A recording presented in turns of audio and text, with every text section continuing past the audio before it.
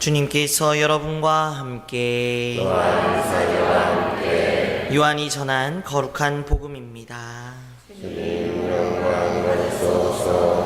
그때 예수님께서 제자들에게 말씀하셨다. 나는 너희에게 평화를 남기고 간다. 내 평화를 너희에게 준다. 내가 주는 평화는 세상이 주는 평화와 같지 않다. 너희 마음이 산란해지는 일도 겁을 내는 일도 없도록 하여라. 나는 갔다가 너희에게 돌아온다고 한 내 말을 너희는 들었다. 너희가 나를 사랑한다면 내가 아버지께 가는 것을 기뻐할 것이다. 아버지께서 나보다 위대하신 분이시기 때문이다. 나는 일이 일어나기 전에 너희에게 미리 말하였다. 일이 일어날 때 너희가 믿게 하려는 것이다. 나는 너희와 더 이상 많은 이야기를 나누지 않겠다. 이 세상의 우두머리가 오고 있기 때문이다. 그는 나에게 아무 권한도 없다. 그러나 내가 아버지를 사랑한다는 것과 아버지께서 명령하신 대로 내가 한다는 것을 세상이 알아야 한다. 주님의 말씀입니다. 그리스도님 찬양합니다. 참 예수님, 우리 모두는 평화를 갈구합니다. 우리 미사 때도 평화의 인사를 나눕니다. 이스라엘 사람들은 인사가 우리와는 많이 달랐죠. 우리는 밤새 안녕하십니까? 또는 진지 잡수셨습니까? 잘 주무셨습니까? 뭐 이런 식으로 인사를 하는데, 처음부터 지금까지 이어져 오는 인사말은 늘 한결같습니다. 샬롬, 평화가 있기를 빕니다. 샬롬 하죠. 자기네들의 도시의 이름, 수도의 이름도 예루살렘, 살렘의 도시, 평화의 도시라는 말입니다. 평화가 강물처럼 도성에 넘쳐 흐르기를 갈구하는 것이죠. 오늘 주님께서 우리에게 당신의 평화를 두고 간다고 하셨습니다. 네, 근데 하나가 더 붙어져 있죠. 내가 주는 평화는 세상에 주는 평화와는 다르다는 것입니다.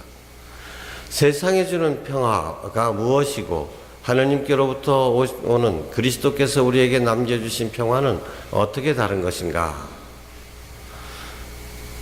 많은 신학자들이 여기 세상이 주는 평화에 대해서는 박스 로마나라는 말을 많이 합니다. 로마의 평화라는 라틴 말인데, 이 로마 제국은 정말 강대한 제국이었고 체계적인 제국이었고 건축과 법률에 뛰어난 제국이었습니다. 로마 군대가 가는 곳에는 패배가 없다. 물론 뭐 패배가 왜 없을 수 있겠습니까마는, 그러나 그만큼 강력한 군대를 자랑했었죠. 근데 이 로마 제국이 통치하는 방법은, 그러니까 군대에 의한, 힘에 의한 평화였던 것입니다. 군대가 가서 정복하고, 그래서 세금을 얼마만큼 잘 바치겠느냐, 자기네들 그렇게 승낙하는 데에서는 그런 타협을 해가지고 로마의 속국으로 삼은 것입니다. 근데 세금 안 내던 사람들이 세금 30% 40% 내줘놓으면 그 어디 먹고 살기 힘든 세상에 이게 쉬울 리가 없잖아요. 그러니까 자꾸 반란이 일어나죠. 반란이 일어나면 여지없이 힘으로 탄압을 합니다. 이스라엘의 경우가 그 대표적인 예라고 할 수 있죠. 많은 로마의 속국 가운데에서 이스라엘만큼 자주 반란을 일으킨 나라도 없었습니다. 여기는 경제적인 이유도, 세금, 과다한 세금 이런 것도 있었지만은 종교적인 이유도 물론 있었죠. 로마 황제의 지배를 받을 수 없다. 우리는 하느님의 백성들이다. 하느님의 지배를 받아야 된다. 네, 이래서 많은 박해가 일어나는데, 반란이 일어났는데, 반란이 일어날 때마다 로마는 아주 그 본보기를 보이기 위해서 군대를 동원해 가지고 철저하게 살육을 합니다. 그리고 결국은 예루살렘을 포위해서 정복하고 난 다음에 예루살렘 신전을 다 불태워버릴 뿐만 아니라 성도 다 무너뜨려 버렸습니다. 그 도시 하나 전체를 없애버리는 거예요. 그러면서 그 도시에는 아무도 살지 못하게 만들어 버립니다. 근데 과연 이것을 평화라고 할 수 있느냐? 반란만 안 일어나면 아무것도 없죠. 전쟁도 없고. 이런 것을 박스 로마나라고 합니다. 힘에 의한 통치. 이 박스 로마나라는 말 대신에 요즘 현대 들어오면 박스 아메리카나라는 말이 만들어집니다. 그때 로마가 그랬던 것처럼 미국이 세계 경찰 역할을 한다고 하는 거죠. 어디 이라크에서 후세인이 이런다 그러면 군대 보내가지고 그 정권 바꿔버리고, 요즘 또 IS가 이런다 또 그러고, 하다 그러면 그러고, 이렇게 전 세계에 자기네들의 원하는 세계 질서를 만들기 위해서 군사력을 동원을 하죠.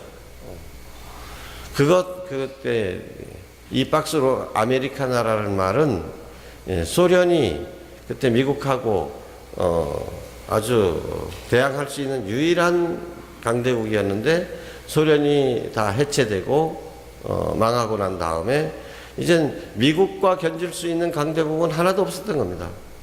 그때 박스 아메리카나다, 아메리카의 평화다, 이런 얘기를 했던 것이죠. 근데 지금은 또 상황이 많이 틀려졌죠. 미국이 다급해졌죠. 누구 때문에요? 중국 때문에. 중국이 이제 굴기한다고 해서 자기네들도 그동안에 참 옛날에는 자기네들이 세상의 중심이었는데 해가지고 지금 막강한 경제력, 그 인구를 바탕으로 해가지고 지금 미국에 대들고자 하고 있습니다. 이런 낌새를 미국이 알아차리고 이제는 아시아 태평양을 중시한다라는 명목으로 중국을 누르려고 하고 있죠. 거기에 가장 큰 도움으로 꼭 필요한 존재가 누굽니까? 일본입니다. 그래서 지금 현재 아베하고 미국하고 완전히 짝짝꿍하고 있죠. 근데 우리나라는 그 사이에 끼어가지고 미국 편 들자 하니까 중국이 너네 경험은 아랑해요 하니까 먹고 사는 거는 어디서 합니까? 중국에 중국에 우리 수출을 많이 해야 되는데, 그래야 우리가 먹고 살 수 있는데, 이젠 중국하고 그런 관계가 됐잖아요. 예전에 마늘 수입 막아보려다가 우리도 된통 혼났죠, 중국에. 거기 몇 가지 물품만, 휴대폰만 못 판다 해도 우린 난리가 나는 거예요. 자동차 못 판다 하면 난리가 나죠. 그런데 군사적인 면에서는 북한과 대처하고 있는 측면에서 어떻게 해요? 지금 미국의 핵구상, 미국에 의존하고 있습니다. 양쪽에 지금 끼어가지고 이러지도 못하고 저러지도 못하고, 그런데 이제 정부에서는 이걸 상황을 그렇게만 보지 말아라. 지금 우리는 아주 축복받은 나라다.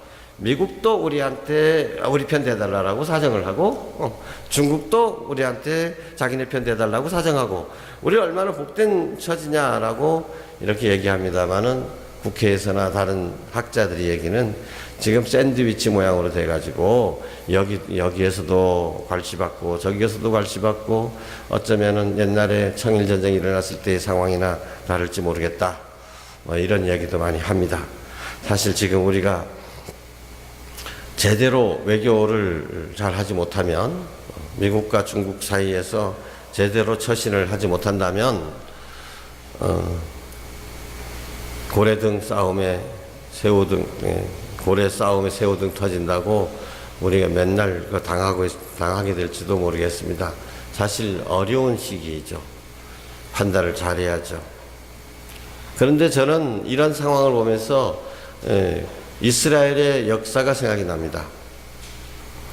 이사야 예언자가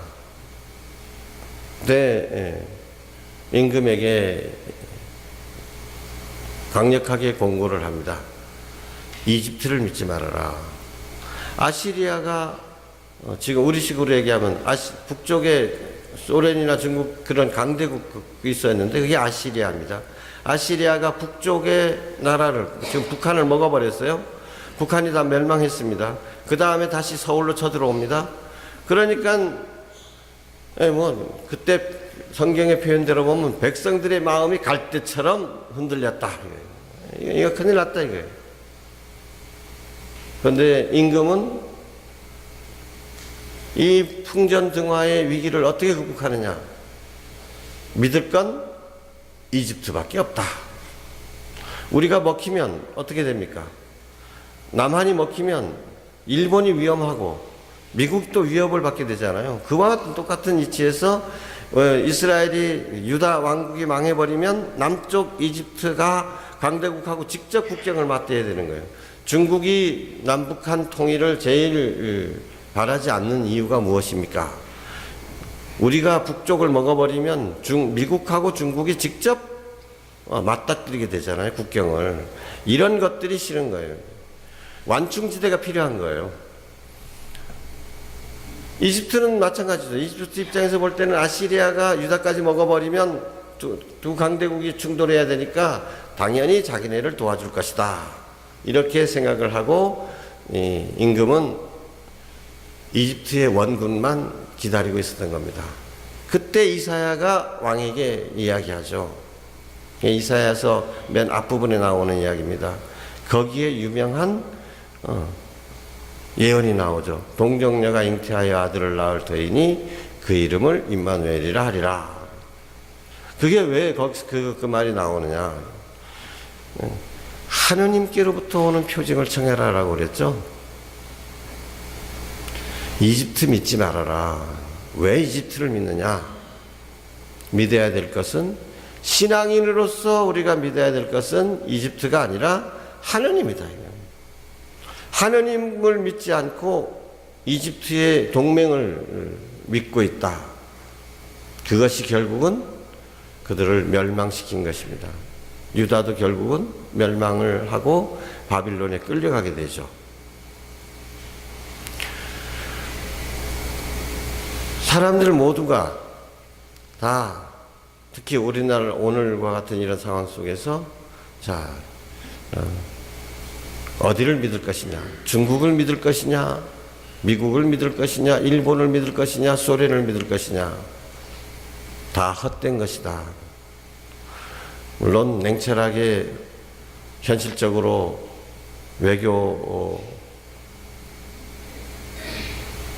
방침을 잘 정해야 되겠지만 어느 한쪽을 믿고 어느 한쪽을 배척하는 우리가 그렇게 나가서는 또 안 될 것입니다만은 그건 정치인들이나 외교 담당자들이 다 잘 하기를 우리가 기도할 수밖에 없습니다만은 결국 그들의 마음을 이끌어 주시는 분은 바로 하느님이시다.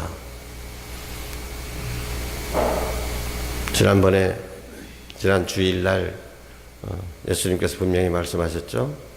나는 참 포도나무요 너희는 가지다. 너희가 나 없이는 아무것도 하지 못한다. 너희가 내 안에 머무르고 나에게 붙어 있으면 그때 너희는 많은 열매를 맺을 수 있다. 이 평화는 군사력에 의해서, 핵폭탄에 의해서, 외교 전략에 의해서 이루어지는 것이 아니라 우리 모두가 하느님의 뜻에 따라 살 때, 하느님께 진정으로 복속할 때, 그때 누릴 수 있는 것입니다. 국가 간도 그렇고 우리 개인으로서도 하느님의 뜻에 어긋나게 살면서 평화를 누릴 수는 없는 것입니다. 그래서 우리는 온 세상의 평화를 위해서 간절히 기도하는 것입니다. 아멘.